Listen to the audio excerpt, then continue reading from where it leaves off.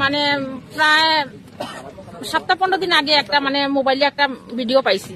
পাওয়ার পরে তো আমরা মেয়েদের চিনিয়া আমরা যেমন মা হিসাবে একটা মেয়ে তো মা হিসাবে আমরা তার কাকিও কি মা সবে মিলিয়ে আমরা তারে জিজ্ঞাসাবাদ করলাম। জিজ্ঞাসাবাদ করার পরে হে কইলো আমরা মেয়েটা কইলো যে দেখো এখানে আমার কোনো দোষ নাই, এরকম যেহেতু মেয়েটার একদম শিশুকালে বাবা মারা যায়, তার যেমন আর্থিক অবস্থা খুবই খারাপ, তাই একটা উজ্জ্বলা গ্যাস এজেন্সি কাজ করে, ফর্ম টর্ম ফিল আপ করলে মেয়েটার একটা পয়সা দেয়।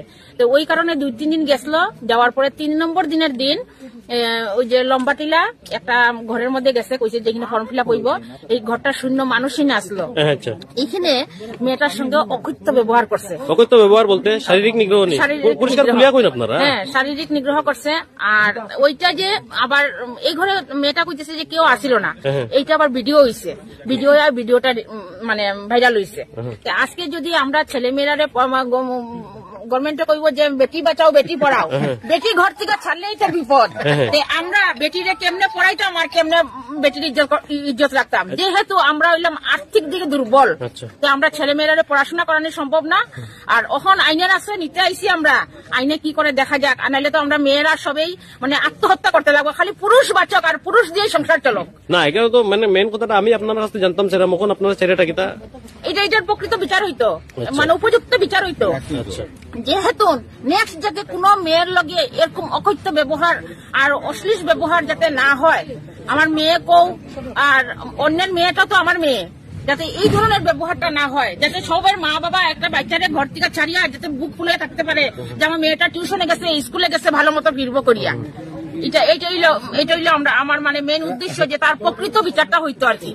তার শাস্তি চাই, সবের শাস্তি চাই, ফাঁসিও তার ফাঁসিও জীবনে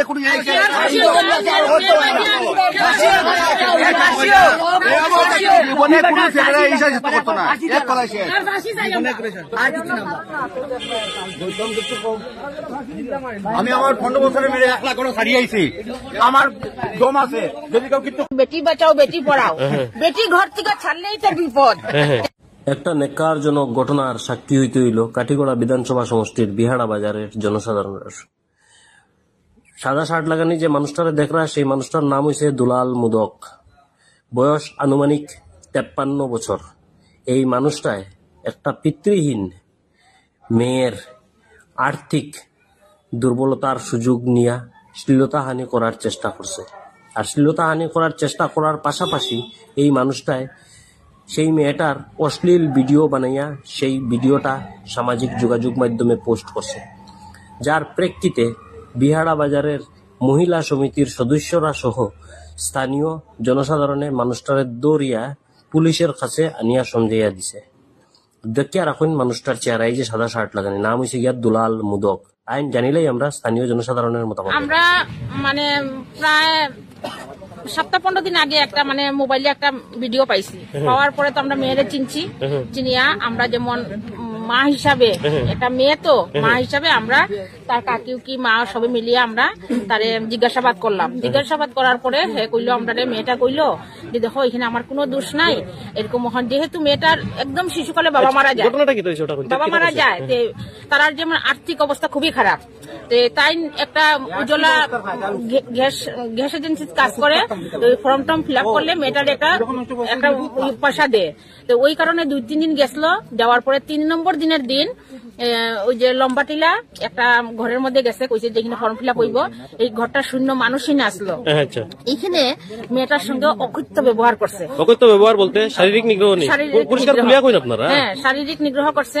আর ওইটা যে আবার এই ঘরে মেয়েটা কইতেছে যে কেউ আসিল না, এইটা আবার ভিডিও হইছে, ভিডিওটা মানে ভাইরাল হইছে। আজকে যদি আমরা ছেলে মেয়েরা গভর্নমেন্টে কইব যে বেটি বাঁচাও বেটি পড়াও, বেটি ঘর থেকে ছাড়লেই তো বিপদ। তে আমরা বেটিরে কেমনে পড়াইতাম আর কেমনে বেটির ইজ্জত রাখতাম, যেহেতু আমরা হইলাম আর্থিক দিকে দুর্বল। তো আমরা ছেলে মেয়েরা পড়াশোনা করানো সম্ভব না। আর এখন আইনের আছে নিতে আইসি আমরা, আইনে কি করে দেখা যাক, আনাইলে তো আমরা মেয়েরা সবাই মানে আত্মহত্যা করতে লাগবো, খালি পুরুষ বাচক আর পুরুষ দিয়ে সংসার চলক। না এখানে তো মানে মেন কথাটা আমি আপনার কাছে জানতাম সেটা মখন আপনারা ছেলেটা কিতা এটার প্রকৃত বিচার হইতো, মানে উপযুক্ত বিচার হইতো। যেহেতু নেক্সট যাতে কোনো মেয়ের লগে এরকম অকথ্য ব্যবহার আর অশ্লীল ব্যবহার যাতে না হয়, আমার মেয়ে কও আর অন্যের মেয়েটা তো আমার মেয়ে, যাতে এই ধরনের ব্যবহারটা না হয়, যাতে সবার মা বাবা একটা বাচ্চারে ঘর থেকে ছাড়িয়া যাতে বুক ফুলে থাকতে পারে যে আমার মেয়েটা টিউশনে গেছে, স্কুলে গেছে, ভালো মতো ফিরবো করিয়া। এটা হইলো আমরা আমার মানে মেন উদ্দেশ্য, যে তার প্রকৃত বিচারটা হইতো আর কি। তার শাস্তি চাই আমরা, সবের শাস্তি চাই, তার ফাঁসি হোক, আমরা ছেলেরা হিসাবে তার ফাঁসি হোক, আমরা ছেলেরা হিসাবে আমি একটা শাস্তি চাই। এমন আর জীবনে কোনো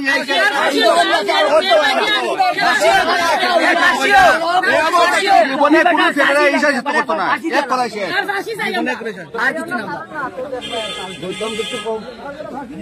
আমি আমার 15 বছরের মেয়ে 1 লাখ করে ছাড়িয়ে আইছি, আমার দম আছে, যদি কেউ কিছু করে নিজে বিচার করবো।